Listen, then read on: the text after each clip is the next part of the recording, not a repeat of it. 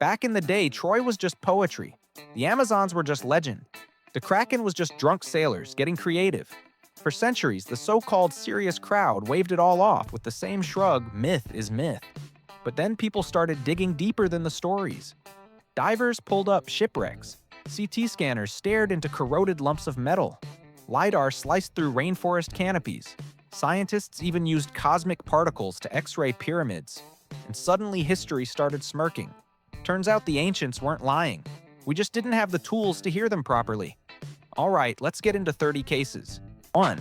19th century London had a very relatable problem. The living population kept exploding, the dead wouldn't stop showing up, and cemeteries stubbornly refused to expand on command. Graves were packed tight, stacked on top of each other, and the whole situation was sliding from unpleasant into public health nightmare. So the British did what they do best. They turned something grim into a smoothly run service. Enter the London Necropolis Railway, a dedicated train line that carried coffins and mourners from near Waterloo out to Brookwood Cemetery in Surrey, about 25 miles away. This wasn't an occasional special run either. It had schedules, tickets, rules, the whole bureaucratic love language. And because it's Britain, there were classes first, second, third, yes for the deceased too. Darkly funny, sure, but also perfectly on-brand order and hierarchy follow you all the way to the end. The railway ran for decades and only stopped after the London terminus was bombed in 1941. Strange story, but the more you think about it, the more it feels inevitable. When a city runs out of room, it solves the problem with timetables and paperwork. 2. The Antikythera mechanism starts out like a nothing discovery. In 1901, divers salvaging a shipwreck near the Greek island of Antikythera hauled up a corroded lump of bronze that looked like broken junk. It sat around for a long time until someone finally put it under X-rays and CT scans, and the whole vibe changed. Inside that crust of corrosion was a dense system of gears, more than 30 interlocking pieces of precision engineering. This wasn't decoration. It was a mechanical calculating device, an analog computer built to model and predict astronomical cycles, the movements of the sun and moon, the timing of eclipses, even calendrical schedules tied to Greek life like the timing of major games and festivals. What stops people in their tracks isn't just that it works. It's when it worked over 2000 years ago. This is the kind of complexity you'd expect from an era of advanced clockwork, not from the world we tend to imagine as statues and philosophy lectures. Antikythera feels like a postcard from the past, reminding us that ancient people didn't just admire the sky. They built machines to calculate it. 3. Out at sea, the rule is simple. If it's longer than a sailor's patience, it gets promoted to sea serpent. People on land nod along like sure another tale invented in exchange for a free drink. But every so often, the ocean slides something into view that makes the laughter get quieter. Meet the oarfish, long, thin, shimmering silver moving through the water like a ribbon yanked by the wind. It can reach ridiculous lengths, and it looks like someone took a normal fish and hit zoom 200%. Then there's the cherry on top, a bright red dorsal fin standing up like it really wants attention in a place that already doesn't need a spotlight. Most of the time, oarfish live deep. They avoid humans the way a smart creature should. But when they're weak or dying, they drift up near the surface, right when a ship happens to pass by, right when people are already convinced something out there wants to swallow them whole.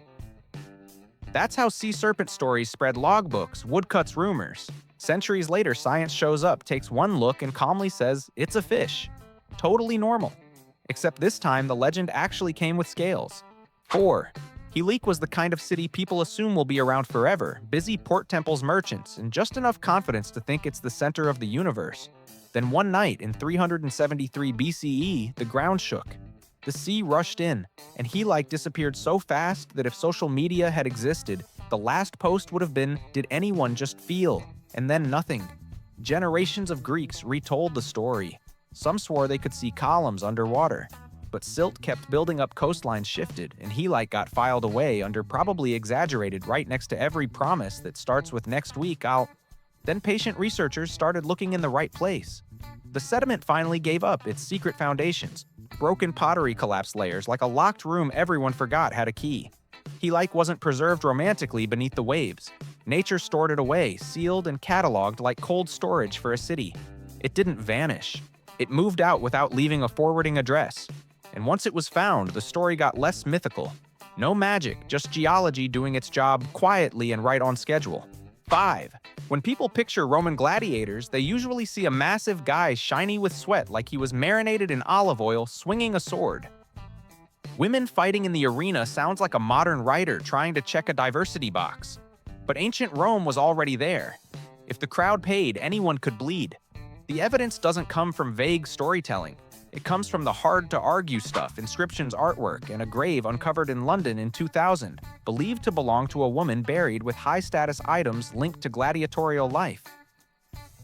Images and texts point to gladiatrices wearing armor, wielding weapons, and fighting like their male counterparts. Some emperors even staged nighttime bouts by torchlight, because once you're selling spectacle, you might as well go all in. So the arena wasn't exactly a men-only club. The door was open for women too, not out of fairness, but because it made for a better show. In Rome, equality didn't always mean rights. Sometimes it just meant anyone could become entertainment in a sandpit. Dark, yes, but you can't accuse them of lacking creativity. 6. There was a time when Troy was basically a stage built out of words. Homer told the story, people loved the story, and scholars shrugged like poetry is poetry. Then Heinrich Schliemann showed up, a wealthy businessman who treated epic literature like a set of GPS coordinates. He grabbed a shovel, went to Hisarlik in modern-day Turkey, and started digging. He dug so aggressively that archaeologists still wince because he damaged plenty of layers along the way. But that same recklessness dragged Troy off the page and into the real world. Under that mound wasn't one city. It was multiple cities stacked on top of each other, like ancient people also had a talent for building the new on top of the old and hoping nobody asked questions. One layer showed signs of fire destruction and violence dated to the late Bronze Age, right around the era the Trojan War is supposed to belong to. This doesn't confirm every detail of the Iliad, and it definitely doesn't guarantee a giant wooden horse ever rolled up to the gates. But it does something more important. It gives Troy an address, walls, and ashes. And suddenly a story that used to live in the fun literature box turns into an uncomfortable question. If the core was real, how many other things have we been ignoring just because they were told too well? 7. In 2009, a guy walking a metal detector across a field in Staffordshire was probably hoping for a couple of coins, maybe enough to justify the afternoon. The detector started screaming, he dug, and Britain got another reminder that the so-called Dark Ages had a very shiny side. The Staffordshire hoard turned out to be a massive cache of Anglo-Saxon gold and silver, mostly pieces from weapon fittings and stripped-down war gear, like someone emptied the jewelry box of an entire fighting force. There were ornate sword pommels, delicate gold strips, intricate inlays, details so small you have to lean in to believe human hands made them. This wasn't pirate treasure under a palm tree. It felt more like a hurried stash of battlefield wealth, buried in a rush and never recovered, or recovered badly, with someone forgetting the exact spot. And when thousands of items spill out of the most ordinary-looking dirt, it messes with the whole idea that history only lives behind glass in museums. Sometimes it's literally under your feet, waiting for a battery-powered gadget and somebody with free time. 8. Parts of Honduras are the kind of rainforest where sunlight has to fight for permission to hit the ground. In that dense green, people whispered about the White City, the city of the monkey god, a lost metropolis that sounded equal parts thrilling and suspicious, especially because it usually came with the line, "Only the brave can reach it." A lot of earlier searches ended with mosquitoes fever, a few blurry photos, and a city that stayed politely anonymous. Then in 2012, instead of charging into the jungle with faith and machetes, researchers went airborne and used LiDAR to scan through the canopy. The data lit up with shapes that were way too neat to be random raised platforms, plaza-like spaces, mounded structures that looked engineered. When teams followed up on the ground, they found worked stone and ritual artifacts enough to say this wasn't a landscape playing tricks. The monkey god city didn't have to be gleaming white or packed with gold to matter. It proved something simpler and stranger: a rainforest can swallow a whole civilization and sit there looking innocent. 9. If you're hiking and you find seashells, your first thought is usually someone ate seafood up here and littered. On Everest, though, those aren't snack leftovers. They're marine fossils locked into limestone nearly 29,000 feet above sea level. It sounds like the universe pitching a movie. The tallest mountain on Earth used to be the ocean floor, and geology signed off on that script a long time ago. The rock near Everest summit came from an ancient sea called the Tethys. Then tens of millions of years ago, the Indian plate slammed into the Eurasian plate, no permission slip, no turn signal, and started crumpling and shoving entire layers of seafloor up into the sky. That slow, relentless collision built the Himalayas. So when people spend a small fortune to conquer the roof of the world, they're actually standing on what used to be the bottom of a prehistoric ocean, where marine creatures once did nothing more ambitious than exist.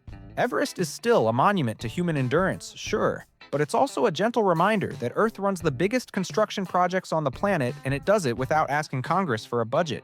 10. The Great Pyramid of Giza makes everyone want to play detective.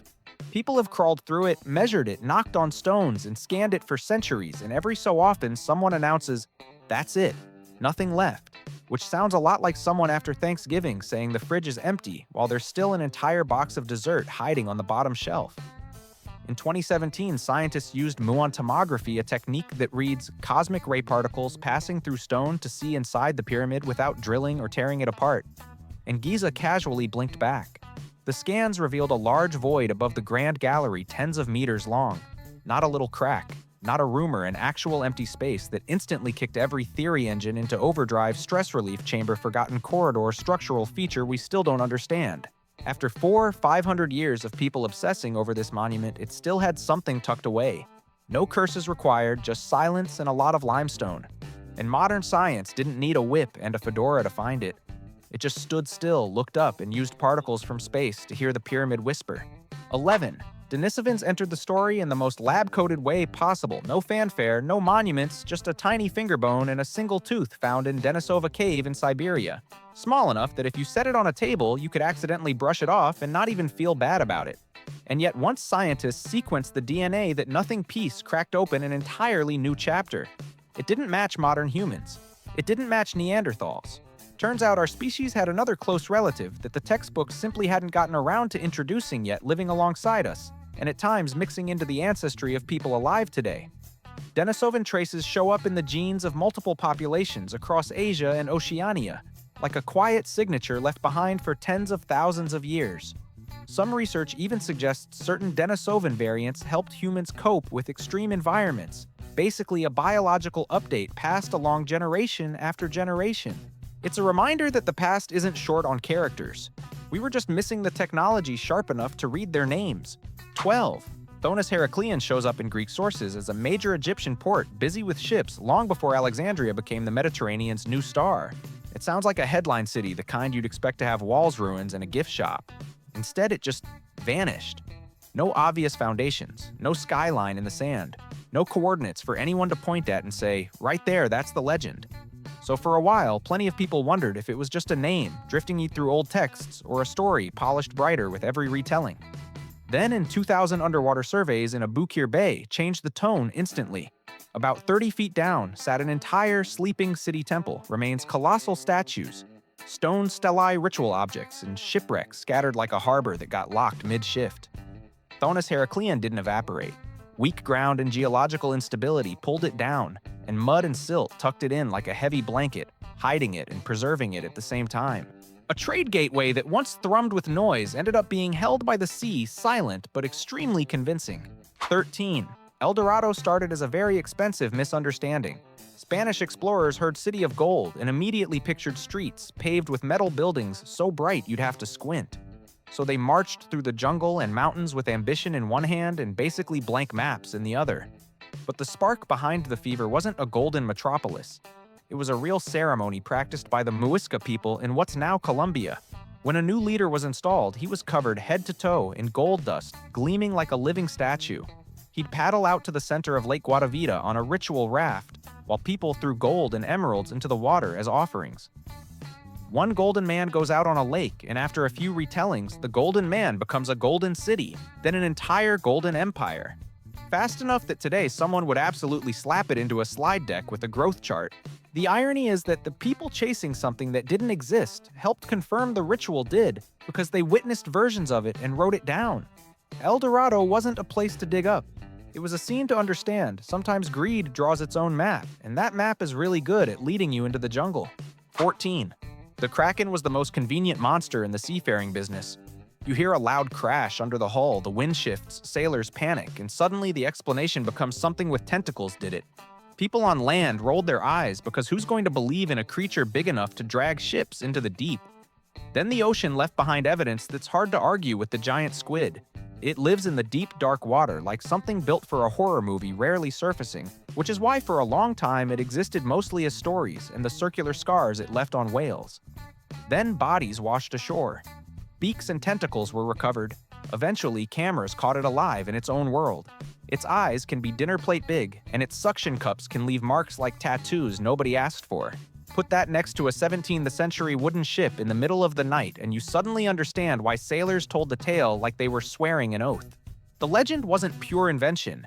It just added soundtrack and scale to match the fear. The truth is already enough to make you treat the ocean a little more politely. 15. Herman Melville didn't just sit in a tavern and invent a terrifying white whale for fun. Before Moby Dick became a literary icon, whalers in the Pacific were already whispering about a real nightmare with a name, Mocha Dick. An albino sperm whale bright white against blue water, the kind of animal you see once and never forget. The legend stuck to him not just because of the color, but because of the attitude. Most whales when attacked try to disappear. Mocha Dick had a habit of turning around, ramming boats, smashing planks, and reminding humans of the basic concept of do not touch. Stories say he survived dozens of encounters, his body studded with old harpoons like armor paid for by the hunters themselves. Every time he slipped back into the sea, the story got bigger because the ocean feels colder when it doesn't come with a myth. When accounts from the period line up in the same general shape, you realize what Melville really did. He took a fear that was already real for working sailors and turned it into a shared obsession. No magic required, just an animal big enough, stubborn enough, and grumpy enough to make an industry feel haunted. 16. If you want people to suspect aliens were here, draw something enormous that makes zero sense from ground level. The Nazca lines in Peru understood the assignment: birds, monkey spiders.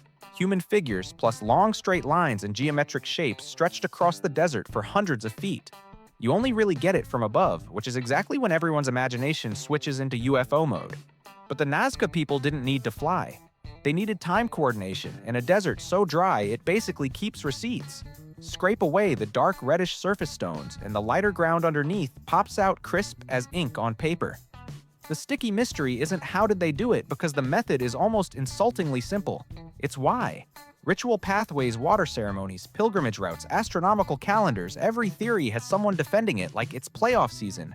Whatever the final answer is, those lines still make one very human point: when people believe something matters.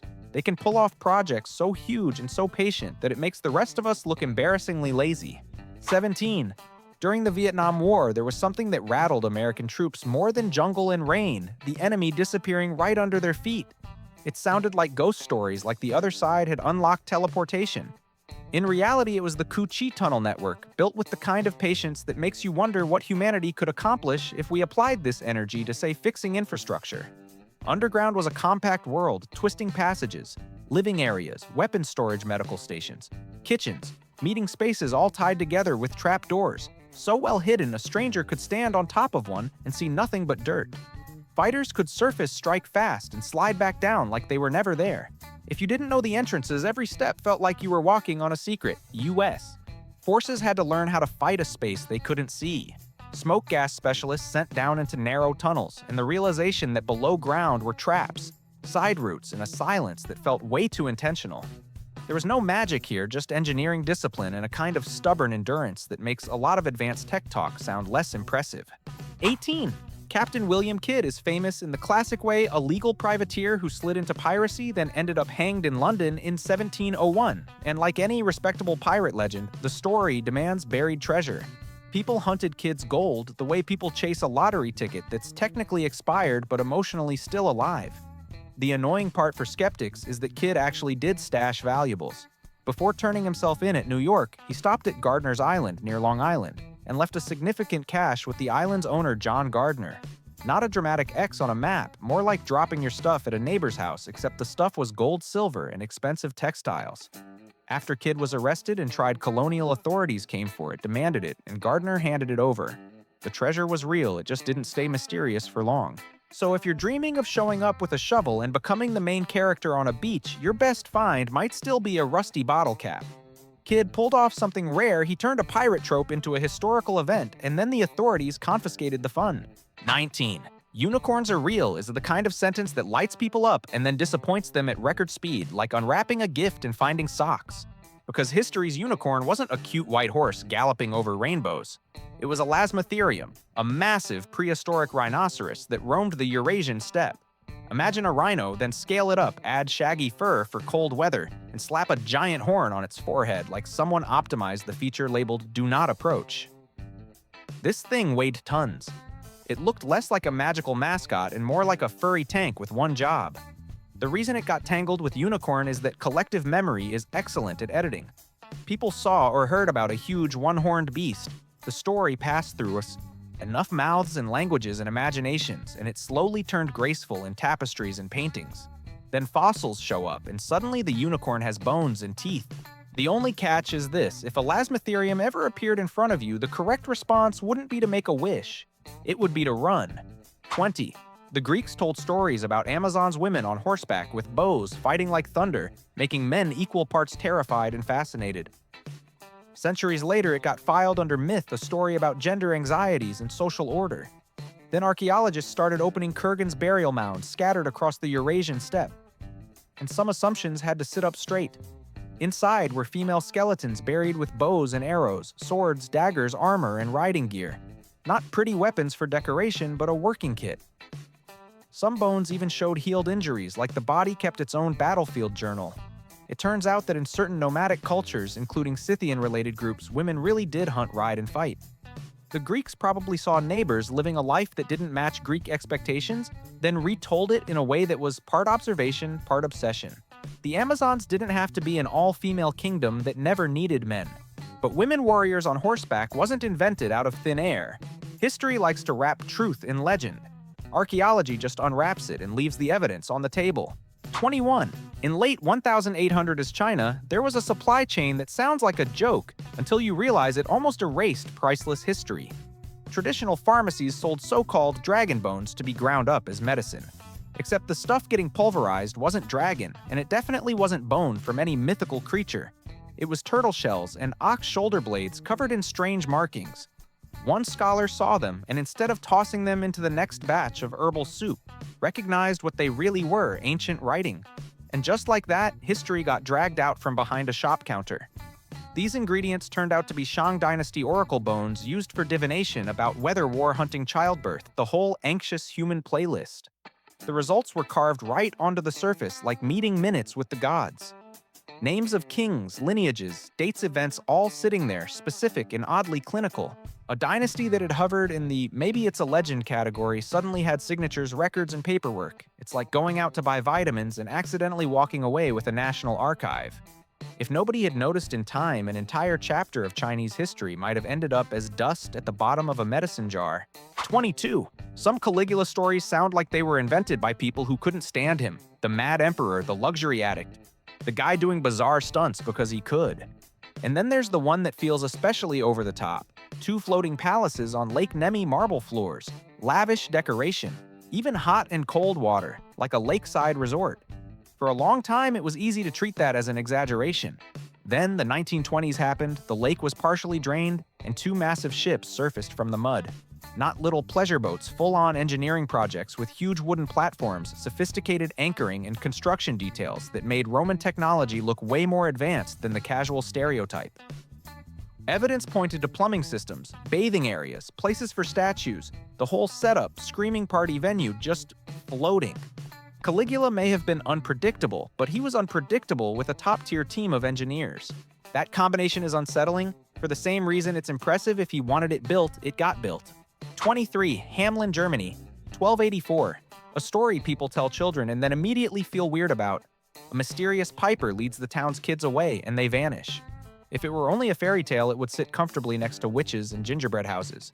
But Hamelin has a detail that refuses to stay in the storybook.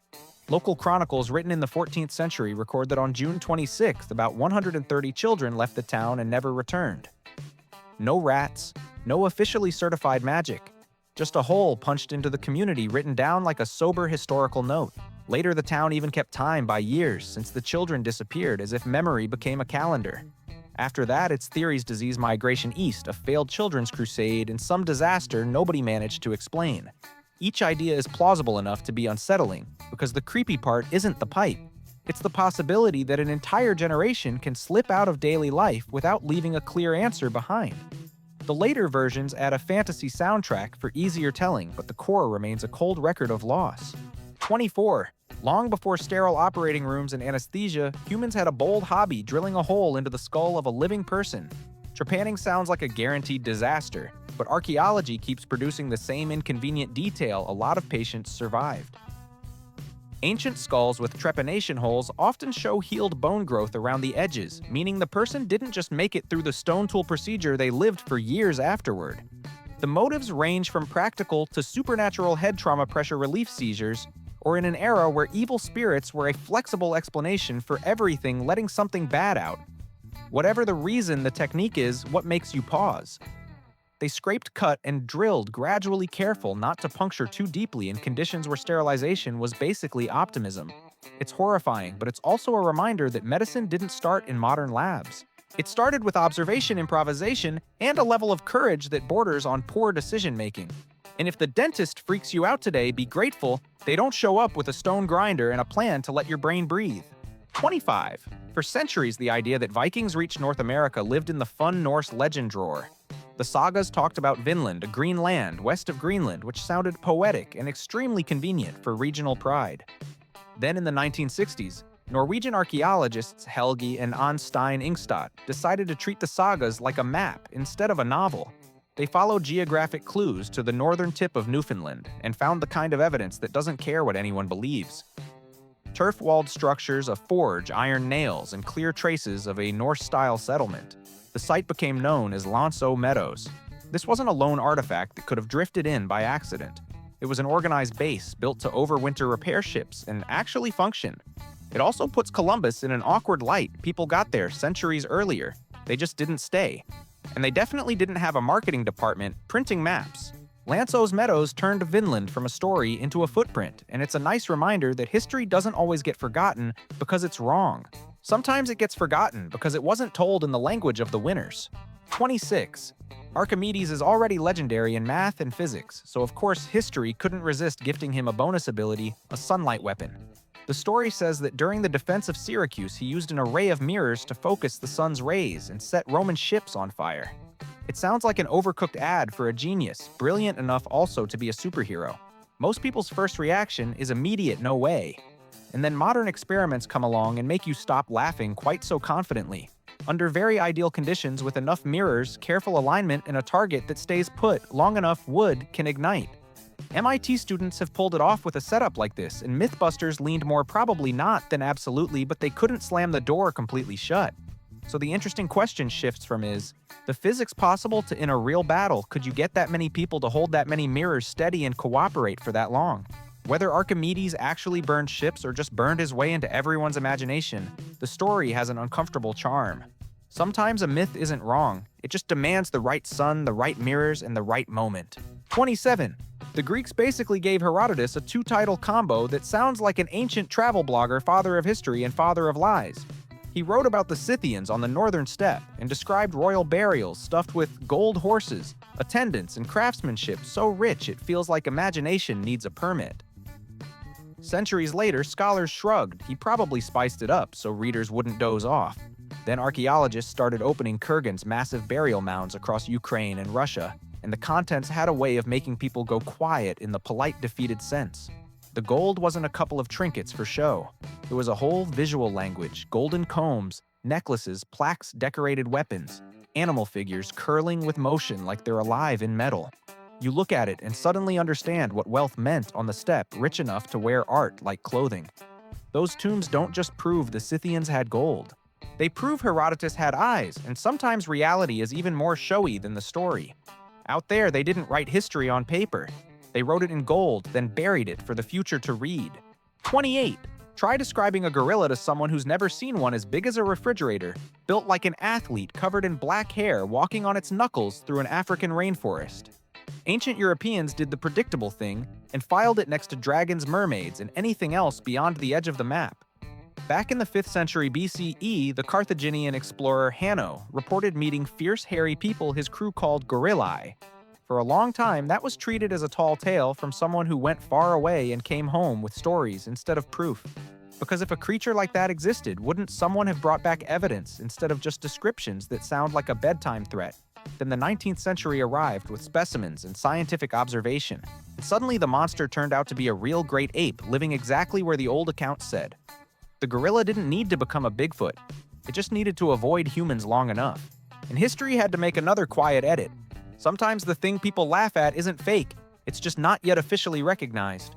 29. Atlantis is the kind of name that makes people dreamy and restless at the same time because it lets you believe a brilliant civilization once existed and then got powered off by the ocean in a single day. Plato told it as a moral lesson, and everyone after him grabbed a compass and went looking, hoping to haul up a gatepost and earn a perfect bar story. There's a less romantic, more persuasive reading. Atlantis may be a warped memory of a real catastrophe. Around the 17th century BCE, the island of Thera, modern Santorini, erupted violently. The center collapsed into a caldera. Ash filled the sky and tsunamis ripped across the Mediterranean. The Minoan civilization on Crete, famous for seafaring and wealth, took a massive hit and began to unravel. Picture survivors trying to explain it. The ground shook, the sea rose, buildings fell, ships shattered. After generations of retelling, a city destroyed by waves becomes an empire swallowed by the sea. No crystals, no ancient lasers, required just humans telling stories so well that tragedy turns into legend and legend grows its own glow. 30. Sodom and Gomorrah usually arrive with fire and brimstone raining from the sky like a disaster movie trailer with a serious budget. Plenty of people file it under religious allegory and close the book. Archaeology, though, has a weakness for stories that come with burn layers. At Tal el Hammam in Jordan, some researchers argue they see signs of rapid destruction around 3600 years ago. Thick debris materials exposed to extreme heat and evidence of a powerful shock, as if the air itself detonated. One hypothesis points to an airburst, a meteor or small asteroid exploding in the atmosphere. Tunguska style, releasing a blast wave and heat, intense enough to flatten a region in moments. If anyone survived to describe it, the story wouldn't start with an atmospheric event. It would start with the sky-dropped fire. That's how people remember disasters, not with technical terms, but with terror and imagery.